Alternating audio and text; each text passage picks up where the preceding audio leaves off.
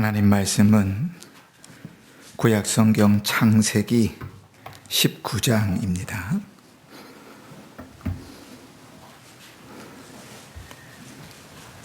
창세기 19장 1절로 11절까지. 제가 가진 성경으로는 구약성경 23쪽입니다. 창세기 19장 1절부터 제가 봉독합니다. 저녁 때에 그 두 천사가 소돔에 이르니 마침 롯이 소돔 성문에 앉아 있다가 그들을 보고 일어나 영접하고 땅에 엎드려 절하며 이르되 내 주여 돌이켜 종의 집으로 들어와 발을 씻고 주무시고 일찍이 일어나 갈 길을 가소서. 그들이 이르되 아니라 우리가 거리에서 밤을 새우리라. 롯이 간청하매 그제서야 돌이켜 그의 집으로 들어오는지라. 롯이 그들을 위하여 식탁을 베풀고 무교병을 구우니 그들이 먹으니라. 그들이 눕기 전에 그 성 사람 곧 소돔 백성들이 노소를 막론하고 원근에서 다 모여 그 집을 에워싸고 롯을 부르고 그에게 이르되 오늘 밤에 내게 온 사람들이 어디 있느냐 이끌어내라.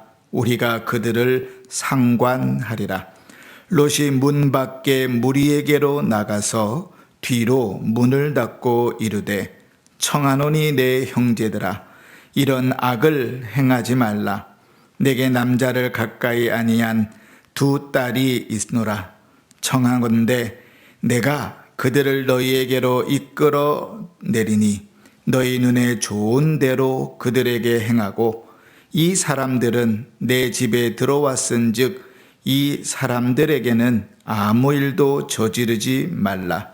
그들이 이르되 너는 물러나라. 또 이르되 이자가 들어와서 거류하면서 우리의 법관이 되려 하는도다. 이제 우리가 그들보다 너를 더 헤아리라 하고 롯을 밀치며 가까이 가서 그 문을 부수려고 하는지라. 그 사람들이 손을 내밀어 롯을 그 집으로 끌어들이고 문을 닫고 문 밖에 무리를 대소를 막론하고 그 눈을 어둡게 하니 그들이 문을 찾느라고 헤매었더라. 아멘. 한 주간도 평안하셨습니까? 네, 우리가 기회가 되는 대로 계속해서 창세기를 강의하면서 은혜를 받고 있습니다. 창세기 18장을 우리가 4월 달에 읽으면서 아브라함이 하나님을 어떻게 대하는가 하는 신앙의 모습들을 좀 살펴봤었습니다. 오늘 우리가 읽은 창세기 19장에서는 하나님을 대하는 롯의 모습을 볼 수가 있습니다. 혹 시간이 되시면 집에 가셔서 창세기 18장과 19장을 이렇게 두 개를 다 펴놓고 천천히 한번 읽어보십시오. 그 두 성경이 서로 반대되는 대조의 내용들이 참 많이 기록되어 있습니다. 얼핏 읽으면 같은 비슷한 내용들이 쭉 기록되어 있는 것 같지만 하나부터 열까지 대조점들이 참 많아서 그 내용들을 읽으면서도 두 사람이 이렇게 다르구나 하는 모습들을 발견하실 수 있을 것입니다. 그러나 그 무엇보다도 그 기저에 흐르는 가장 큰 차이는 무엇인가 하면 신앙이겠지요. 우리가 지금 기억을 거슬러 올라가면 아브라함은 헤브론에 그대로 남았습니다. 헤브론은 하나님과의 연합의 자리, 연합의 자리. 그런데 이 롯은 소돔 땅, 자기가 보기에 좋은 곳은 소돔 땅을 선택하여 그곳으로 갔지요. 이 상황 속에서도 그 사람에게 어떠한 가치관이 있는가, 무엇이 중요한가 하는 것들을 좀 생각해 볼 수 있습니다. 아브라함의 조카 롯이 소돔에 갈 때에도 그 성은 이미 하나님께서 평가하시기에 악한 곳이었습니다. 그래서 창세기 13장 13절을 보면 소돔 사람은 여호와 앞에 악하며 큰 죄인이었더라, 그렇게 기록하고 있습니다. 그 악함은 그 이후에 롯이 살아가는 대략 한 20여 년의 세월 속에서 점점 더 악해져 갔습니다. 소돔 하면 그 죄악의 대표적인 죄가 무엇인가 하면 성적인 문란함, 그 중에서도 특히 동성애입니다. 두 천사가 이제 소돔성으로 들어왔잖아요. 천사가 사람의 몸을 입고 이제 들어왔으니 그 모습이 얼마나 멋있었겠어요. 요즘 아이들 표현대로 하면 꽃미남 두 사람이 성 안으로 들어왔으니 사람들의 이목을 다 받았겠지요. 우여곡절 끝에 이 두 사람이 이제 롯의 집에 들어가서 음식을 먹고 잠을 자게 됐습니다. 근데 소돔성에 들어간 것이 밤인데 그 밤에 이미 소돔성에 빨리 소문이 퍼져가지고 소돔 성내에 있는 사람들이 다 모였습니다. 저 먼 곳에 있는 사람부터 가까운 곳에 있는 사람까지, 어린아이에서부터 어른에 이르기까지 남녀노소가 아니고 남자노소만 다 모였습니다.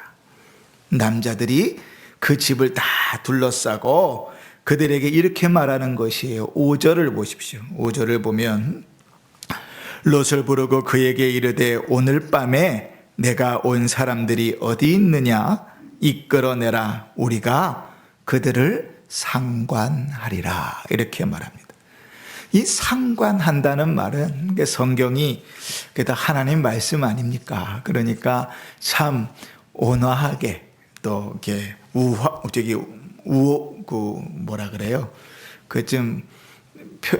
완곡하게 성경에 지금 기록되어 놨는데, 보다 더 직설적인 표현으로 하면 이런 것입니다.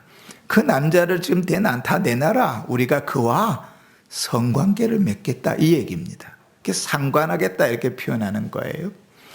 자, 그런데 이 소돔성이 얼마나 죄악된가 하면, 남자와 남자가 성관계를 맺는 것도 참 경악할 일인데 1대1로 성관계를 맺겠다는 것이 아닙니다. 사람들이 우르르르 다 몰려왔죠. 집을 다 둘러쌌습니다. 그리고 몇 명을 내놓으라 그러는 거예요? 2사람 내놓으라 그러는 거예요. 그럼 적어도 윤간이고 좀 더 나아가면 그 사람들이 집단으로 성관계를 맺겠다는 겁니다. 거기에 여자들은 없고 남자들만 있는 거예요. 그런데 그런 수준이 어느 정도까지 떨어졌는가?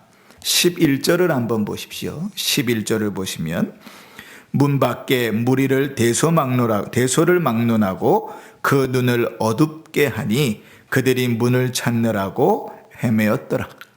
롯이 이제 나와가지고 너네 그러면 안 된다 그러면서 이제 막 말리잖아요. 그러니까 이 몰려든 사람들이요, 이 들어온 사람이 우리에게 와서 재판관 노릇을 하겠냐고, 너부터 내가 해하고 그들을 취하겠다고 문을 부수려고, 롯은 다 내팽개 쳐놓고 문을 부수겠다고 사람들이 막 달려드는 거예요. 그러니까 천사들이 롯을 집 안으로 끄집어들였습니다. 그리고 밖에 있는 사람들의 눈을 안 보이게 했어요.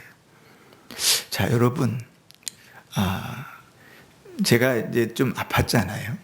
근데 이제 성경을 읽으려고 딱 예배 시간에 딱 서서 성경을 읽으려고 그러는데 앞이 노래지면서 글씨인 줄 알겠는데 읽을 수 없겠더라고요. 와, 그 답답하더라고요. 속이 상하더라고요. 여러분, 갑자기 눈이 안 보여지면 어떻게 하시겠어요? 뭐부터 하시겠습니까? 예? 갑자기 눈이 안 보여지게 됐어요. 그러면 뭐부터 하겠어요? 길을 찾아야 될 것 아니에요. 그죠? 여기가 어딘지 좀 보려고 노력해야 될 것 아니에요. 그죠? 그런데 이 사람들은 뭐 했어요? 11절을 다시 한번 보십시오. 천사들이 눈을 어둡게 했는데 그들은 뭐 했어요? 그들이 문을 찾느라 헤매었더라. 이 문은 누구 문일까요? 롯의 집의 문이지요. 눈이 어두워졌는데도 불구하고 그 성적인 욕구들을 풀기 위해서 그 문을 찾아 헤매고 있다고. 어느 정도까지 타락했는지가 보이지요. 그래서 여러분, 이 성적인 문란함, 특히 이제 소돔 사람들이, 소돔 남자들의 문란함, 이 동성애가요, 사람들에게 대명사가 돼 버렸습니다. 소돔이라는 말을 영어로 쓰고 그 뒤에다가 Y 하나만 붙이면 보통 우리가 소돔이 이렇게 읽습니다.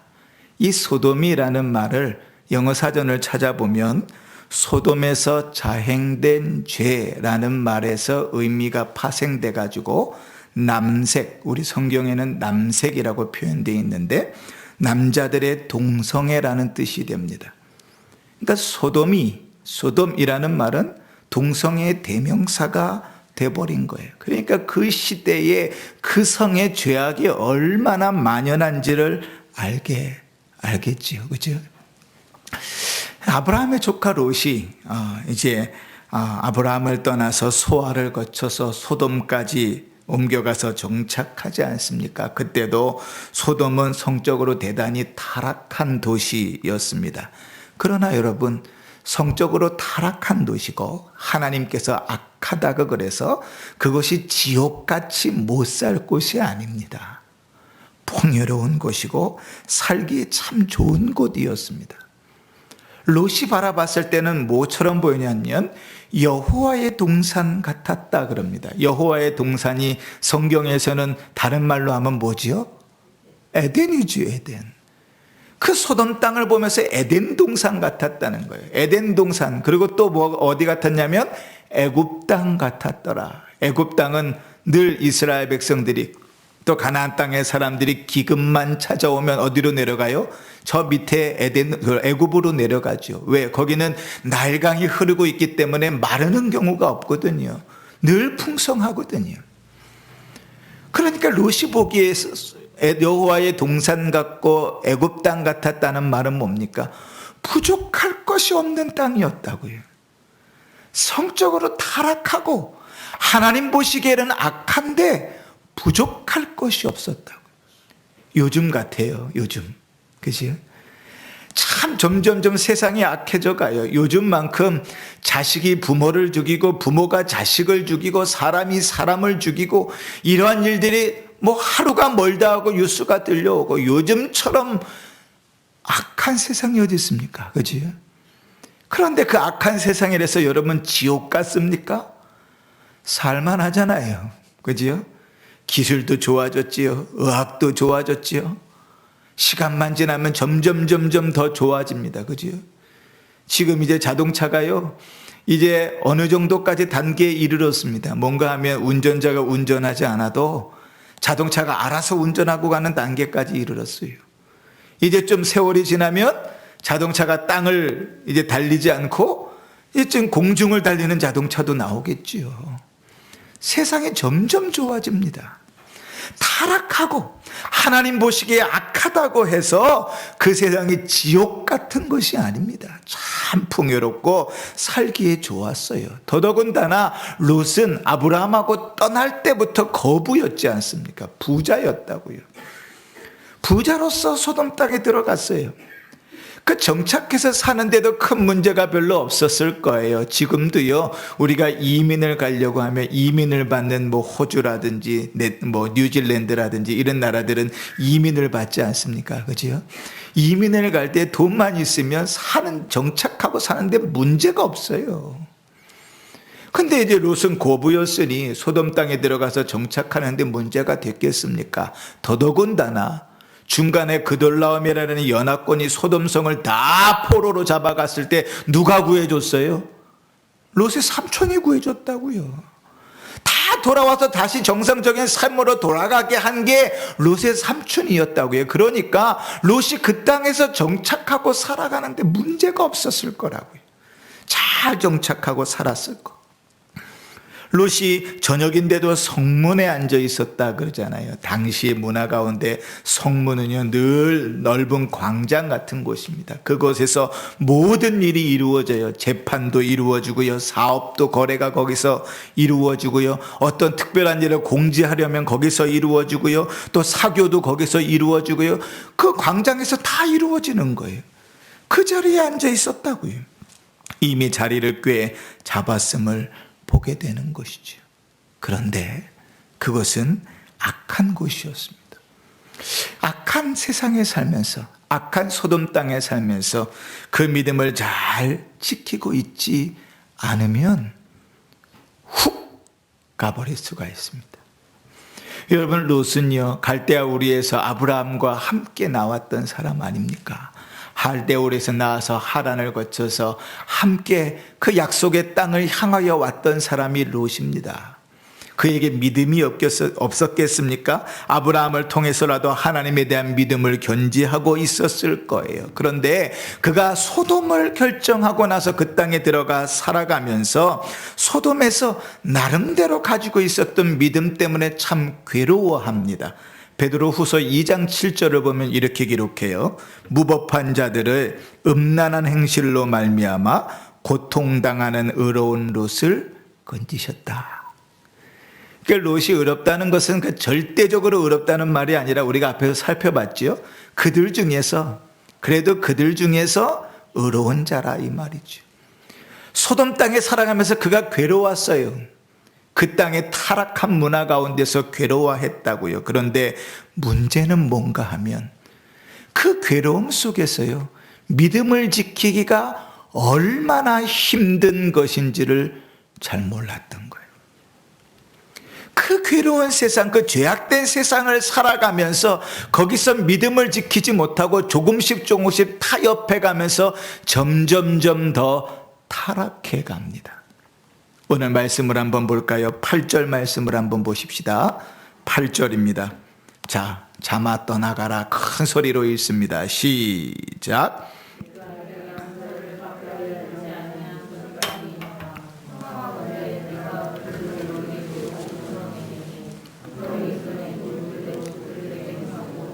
이 사람들은 내 집에 들어왔은즉 이 사람들에게는 아무 일도 저지르지 말라. 아멘. 사람들이 롯의 집에 몰려왔잖아요. 그 문제를 해결하기 위해서 롯이 나갔습니다. 그래서 그가 뭐라고 얘기하죠? 야, 여러분, 이러면 안 된다. 우리 집에 온 손님이니 손님은 건들지 말아라. 대신에 나에게 처녀인 딸이 둘이 있다. 남자를 알지 못하는 딸이다. 근데 이미 약혼자는 있어요. 그 딸들을 너희에게 줄 터이니 그 딸들을 데리고 너희가 마음대로 하거니와 이 손님들은 건들지 말아라. 대단히 멋있는 모습 같지요. 손님을 보호하려고 하는 멋있는 모습 같습니다. 그런데 이 모습은 사실은 롯의 신앙을 보면서 경악을 금치 못하게 하는 내용. 여러분, 우리가 쭉 계속 19장을 읽어가면 이 두 딸에게는 약혼남이 있습니다. 결혼을 하려고 약혼한 남자가 있는 거예요. 그런데 약혼남이 있는 자기의 두 딸을 그 사람들에게 내놓습니다. 거기 누구만 모였다 그랬어요? 남자들만 모였어요. 두 딸을 내놓고 너희가 강간을 하든지 윤간을 하든지 놀이개로 삼든지 마음대로 해라, 내 딸들은. 그런데 이 손님들은 건들지 말아라. 무슨 내용인지 이해가 가시지요? 얼마나 타락해버렸는가. 예를 이렇게 들어볼게요. 여러분, 우리가 살아가는 사회에서 사람을 죽여도 된다고 한번 생각해 봅시다. 사람을 죽여도 돼요. 그런데 적어도 네가 신앙이 있는 사람인데 사람을 죽일 때 도구를 써서는 안 된다. 칼로 찔러 죽이거나 망치로 때려 죽이거나, 그거는 신자가 할 일이 아니다. 사람을 죽일 때는 주먹으로 때려서 죽여라. 그건 괜찮다. 여러분, 이 얘기를 들으면서 어떻게 생각이 되세요? 이게 가당한 일입니까? 말도 안 되는 얘기지요. 그런데 롯이 지금 이 짓거리를 하고 있다고요. 남자와 여자가 성관계를 맺는 것은 부부간의 성관계든 강간을 당하는 것이든 윤간을 당하는 것이든 그건 상관없어요. 남녀의 성관계는 이미 보편화되어 있어서 어떻게 관계를 맺든지 문제가 되지 않아요. 문제는 뭐가 돼요? 손님을 보호해야 되는 거예요. 롯의 신앙이 어느 정도까지 타락했는가 보게 되는 것이죠. 그 악한 세상에 살아가면서 그 세상에서 나도 모르게 거기에 동화되어 사는 것입니다. 여러분, 신약 성경에서는 소돔을 멸망한 세상의 예로 말씀하고 있습니다. 베드로후서 2장 6절에 소돔과 고모라 성을 멸망하기로 정하여 재가 되게 하사 후세에 경건하지 아니한 자들에게 본을 삼으셨느니라. 그러니까 이 말씀을 이렇게 적용할 수 있습니다. 당시의 소돔 고모라의 성이나 지금 우리가 살아가는 세상이나 다를 바가 없다. 그러면 이렇게도 적용이 됩니다. 당시에 소돔 고모라에 살고 있던 롯이나 지금 이 땅에 죄악된 세상에 살아가고 있는 우리나 별반 다를 것이 없다. 그렇지요?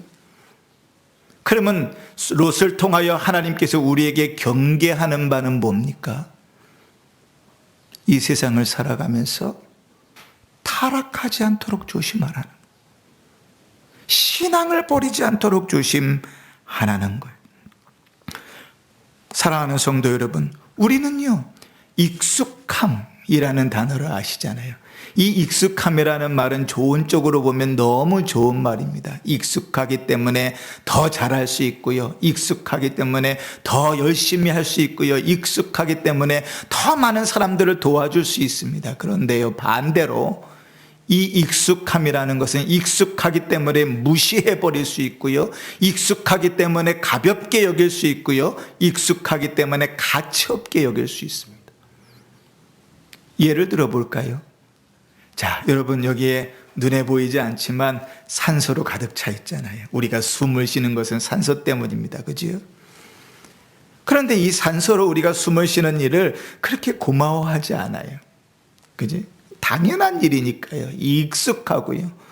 이걸로 숨을 쉴 수 없다는 것 자체를 생각하지 않지요. 그런데 우리가 오존이 파괴되고 환경이 무너져 내리면 그 피해는 누가 본다 그럽니까? 우리가 보는 거죠. 그지? 사랑하는 성도 여러분, 익숙함은 그렇게 무서운 것입니다.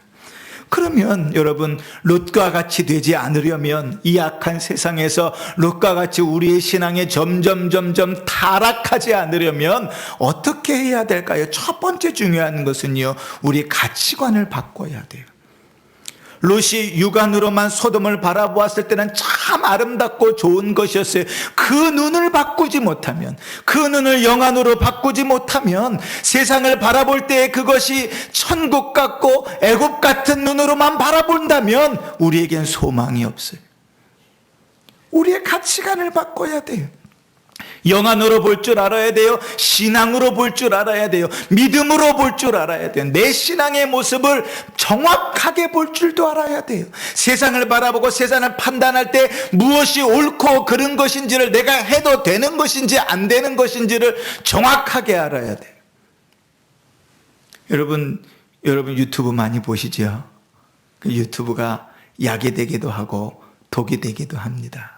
근데 제가 깜짝 놀란 게 하나 있어요. 어떻게 하다가 어떤 유튜브를 봤는데요, 거기 아나운서들 넷이 나와서 토크를 하는 겁니다. 여자 아나운서 둘, 남자 아나운서 둘이 나와서 토크를 하는데요, 주제가 뭐였냐면 이성을 만나서 어느 정도만의 성관계를 갖는가, 이거였어요. 근데 거기 나온 사람들이 다 공인이거든요. 아나운서들이거든요. 그런데 한 달 안에 다 성관계를 갖는다는 거예요. 여러분, 우리가 살아가는 세상이 지금 이렇습니다. 이런 악한 세상에 살아가면서 분별력을 가지지 못하면, 무엇이 옳고 그른지를 분별할 수 없다면 우리는 무너져 내릴 수밖에 없어요. 성경은 우리에게 계속 가서 분별하며 살라고 말합니다. 마태복음 16장 3절에 아침에 하늘이 붉고 흐리면 오늘은 날이 굳겠구나 하나니 너희가 날씨는 분별할 줄 알면서 시대의 표적은 분별할 수 없느냐. 우리 최인선 권사님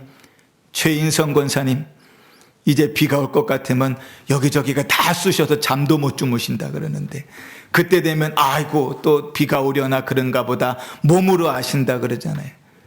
그거는 구별할 줄 알면서 시대의 표적은 구별할 수 없느냐.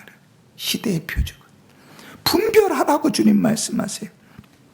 고린도전서 2장 14절에 육에 속한 사람은 하나님의 성령의 일을 받지 아니하나니 그것들이 그에게 어리석게 보이며 또 그는 그것을 알 수도 없나니 그러한 일은 영적으로 분별되기 때문이라. 내가 영적으로 제대로 가고 있는지, 제대로 살아있는 것인지, 믿음이 서 있는 것인지, 영적으로 고장이 난 것인지를 분별할 줄 알아야 된다는 거예요. 우리가 너무나 잘 아는 바울이 로마서 12장 2절에 너희는 이 세대를 본받지 말고 오직 마음을 새롭게 함으로 변화를 받아 하나님의 선하시고 기뻐하시고 온전하신 뜻이 무엇인지 분별하라. 이 세상을 본받지 말아라. 세상 사람들하고 똑같이 살아가지 말아라. 세상 사람들하고 똑같은 모습으로 있지 말아라. 그렇지? 분별해 살아라. 무엇이 옳은지 무엇이 그른지, 이렇게 하면 되는지 안 되는지 분별할 줄 알아야 된다. 그게 성도다. 영적으로 분별할 줄 아는 자로 살아야 된다고 말하는 거예요. 그럼 여러분 어떻게 분별을 할까요? 뭘로 분별할까요? 사람마다 다 다르잖아요. 사람마다 기준이 다 다른데 무엇으로 옳고 그른 것을 분별할까요? 어떤 사람은 이것이 맞다고 하고, 어떤 사람은 저것이 맞다고 하고, 어떤 사람은 이렇게 해야 된다고 하고, 어떤 사람은 저렇게 해야 된다고 하는데 무엇을 분별하려면 그 기준이 뭘까요? 하나님의 말씀이죠. 역시 우리 성도님들 수준은 꽤 높아요. 그죠? 하나님 말씀이지요. 바울이 디모데에게 디모데후서 2장 15절에 이렇게 말합니다. 너는 진리의 말씀을 옳게 분별하라.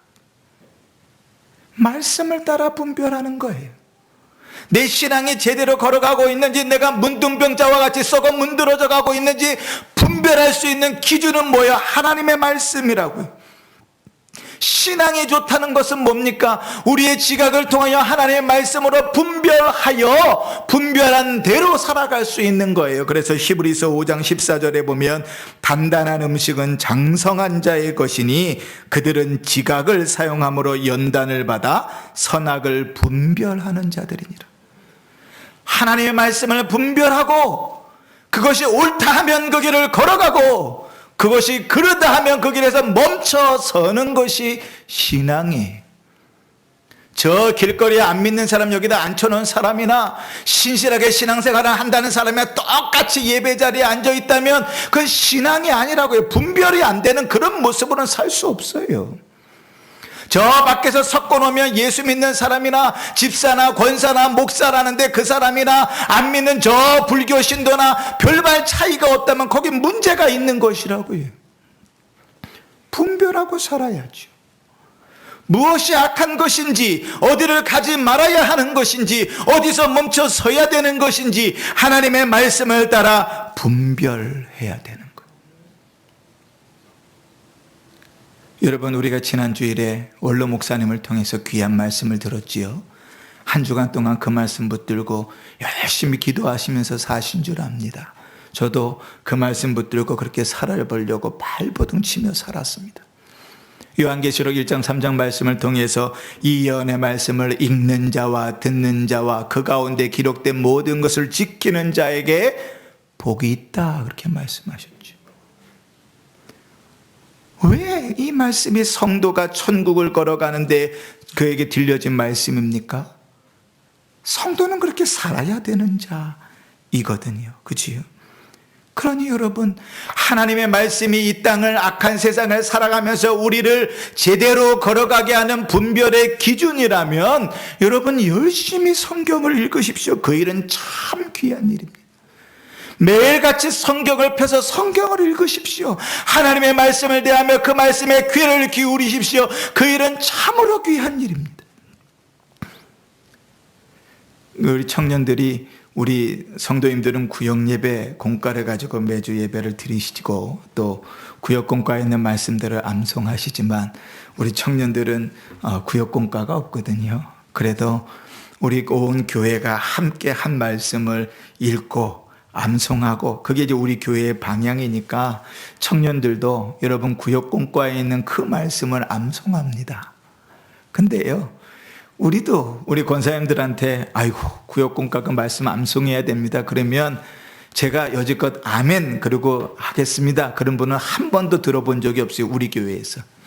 다 이렇게 얘기하세요. 아이고 내가 나이가 있어서 이제는 외우려고 그래도 안 외워져요. 그죠? 근데 청년들도 똑같아요. 외우라 그러면 아멘 그러고 예 목사님 외우라 그랬으니까 이번 주간 외우겠습니다. 그러면 좋겠는데 청년들도 외우라 그러면 그게 얼마나 부담스러운지 몰라요. 그래갖고 제가 전략을 바꿨습니다. 그러니까 주일날 이제 예배가 끝나면 제가 이번 주간에 읽을 이제 말씀을 청년부 단톡방에 올리거든요. 그러면 청년들은 매일 한 번씩 그 말씀을 카톡으로 타이핑을 칩니다. 그러니까 읽지 않고는 칠 수가 없잖아요. 그러니까 일주일에 7번을 읽습니다. 그러니까 외우라 그러면 안 해보니까 제가 선택한 방법은 치기라도 해라. 한 번 치면서라도 읽기라도 해라. 그렇게라도 하나님의 말씀에 가까이 가라. 제가 깜짝 놀란 사실이 있어요. 참 생각만 해도 마음이 좀 뿌듯한데 이 친구들이요 출근하면서 성경을 타이핑 쳐요. 이게 참 이제 세례받은 지 얼마 안 된 진성황 성도가 제일 먼저 타이핑을 시작해요. 아침에 새벽 기도회 끝나고 해서 성경 읽으려고 이제 딱 그러면 띡 오는 게 이제 진성황 성도 타이핑이에요. 그러더니 조금쯤 이제 며칠 지나니까요. 우리 고성환 집사님이 또 좀 일찍 출근하는가 봐요. 고성환 집사님이 또 먼저 타이핑을 쳐요. 아침에 두 사람이 맨날 1등, 2등이에요.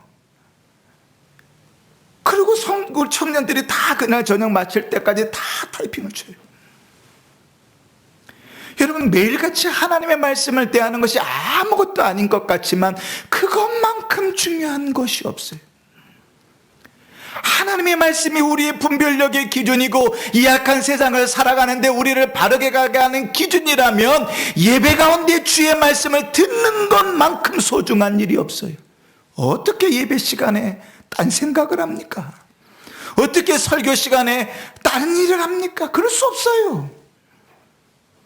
하나님의 말씀이 이 땅을 살아가는 분별력이고 하나님께서 나에게 주신 그 말씀을 통하여 한 주간을 영적으로 먹이시고 살리신다면 어떻게 그렇겠어요? 그렇죠? 여러분 저희 아이가 기숙사 생활을 했잖아요. 일주일에 한 번씩 집에 옵니다. 예를 들어서 일주일에 한 번씩 집에 오는데 그 엄마가 또 일주일 동안 고생한 딸 때문에 올 때마다 밥상을 잘 차려주고 맛있는 음식도 하고 잡채도 하고 갈비도 만들고 불고기도 하고 그렇게 저녁상을 차려준다고 칩시다. 물론 저희 집은 그렇게 안 해줍니다. 그렇게 차려준다고 칩시다. 근데 밥상머리에 앉아서 자요 이렇게. 그러면 처음에 한두 번은 이 얼마나 공부하는 게 힘들면 저럴까 그러겠지요. 안쓰러울 거예요.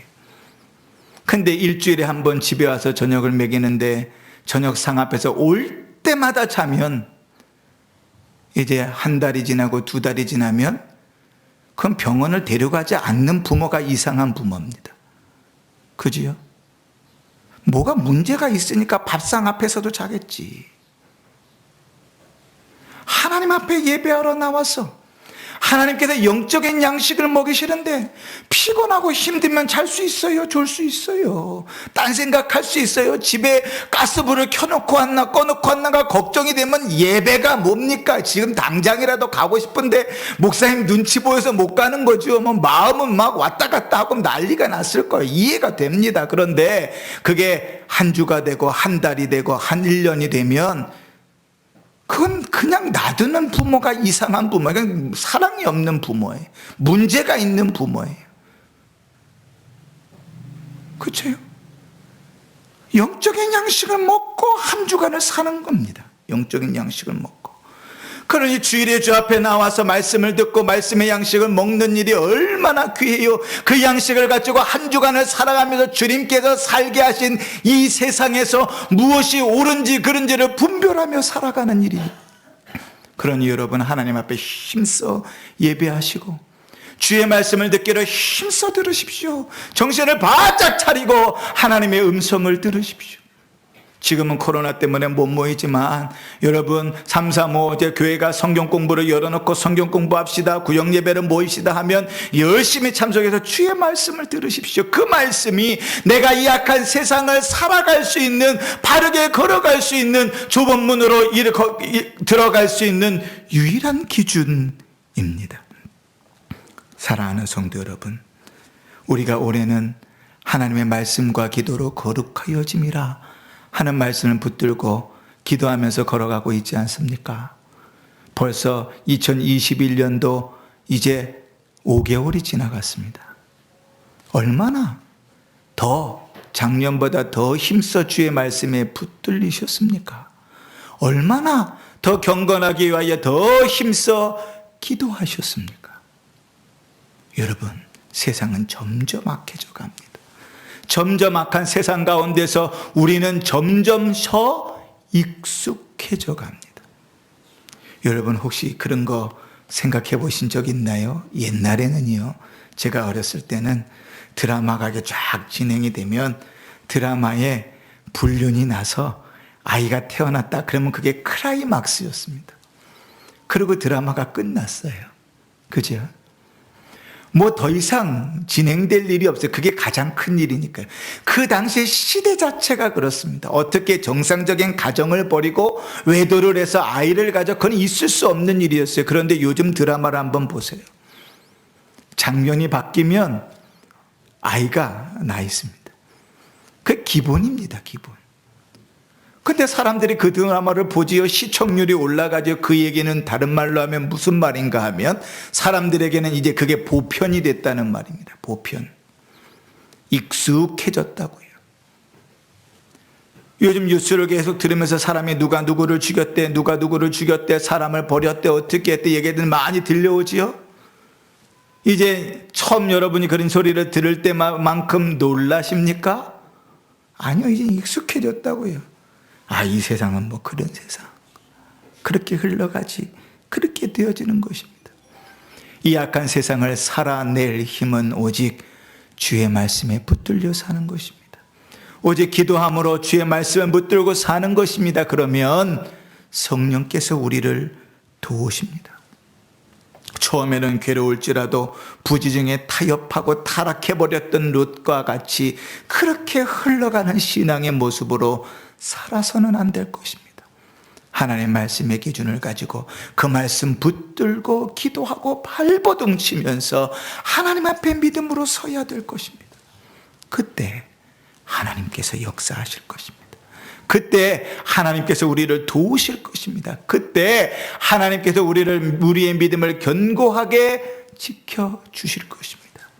이 악한 세상을 살아가면서 롯의 신앙의 모습들을 반면교사 삼고 우리의 신앙의 걸음들을 힘써 살아가기를 주의 이름으로 축원합니다. 그 걸음들 속에 이번 한 주도 승리하시기를 바라고 주의 말씀을 따라 하나님이 기뻐하시는 복된 삶을 살아가시기를 다시 한번 주의 이름으로 축원합니다. 아멘.